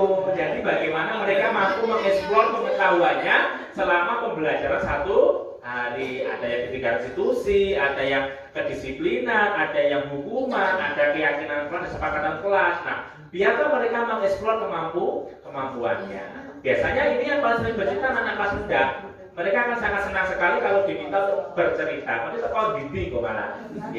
Akan mereka akan mengeksplor kemampuannya. Tapi kalau kelas 4, 5, 6, takon ibu apa mana ini dengan tanyakan sewaktu mau pulang. Apa yang kita pelajari hari ini? Berarti yang itu dan balik itu kesowan, kejelas. Pasti itu akan terjadi seperti itu. Nah, Bapak Ibu sekalian itu yang dapat saya sampaikan. Menambah dengan apa yang disampaikan oleh Bu Yunita, semoga Bapak Ibu bisa menerapkan minimal membuat keyakinan kelas dan menerapkan segitiga restitusi. Bisa? Sanggup? Sanggup boten? Salah satu kata tok lele niku 32 JP nih. Dia ber 8 jam enggak tanggung jawab.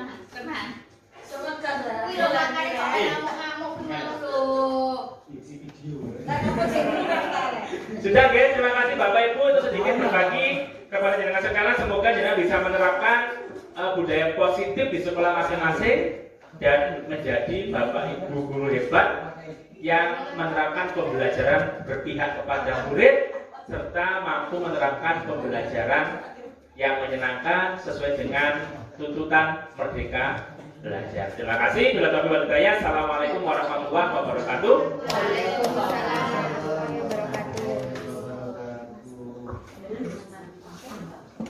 Luar biasa sekali materi yang diberikan oleh Pak Maman. Tadi kita tahu bahwa disiplin, di mana selama ini yang kita tahu bahwa disiplin itu adalah kepatuhan. Ya kan, begitu mendengar kata disiplin, kita tahu disiplin itu adalah patuh. Ternyata disiplin itu adalah belajar, sehingga membuat seseorang dapat menggali potensinya menuju sebuah tujuan. Dengan berakhirnya materi yang disampaikan oleh Pak Nanang, semoga apa yang sudah kita dapatkan bersama pada acara diseminasi tentang budaya positif ini menambah wawasan kita semua dan tidak berhenti sampai di sini. Semoga kami bisa terus berkelanjutan berbagi praktik baik.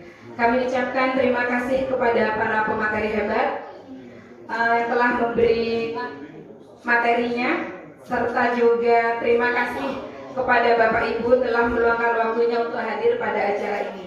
Kami mohon maaf apabila dalam penyelenggaraan acara ini ada kekurangan, dan kami harap acara ini dapat memberi manfaat bagi kita semua. Amin amin ya robbal alamin.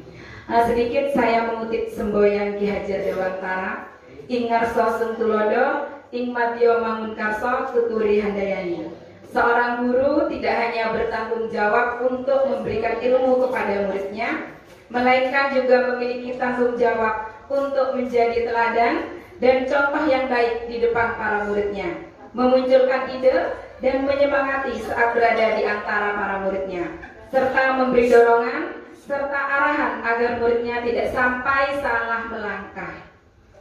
Seberat itulah tanggung jawab seorang guru terhadap muridnya hingga membuatnya pantas menyandang status pahlawan tanpa tanda jasa. Baiklah Bapak Ibu, mari kita tutup acara pada pagi ini dengan bacaan hamdalah. Alhamdulillahirabbil alamin. Salam guru penggerak, tergerak, bergerak, menggerakkan. Salam dan bahagia. Assalamualaikum warahmatullahi wabarakatuh. Waalaikumsalam warahmatullahi wabarakatuh.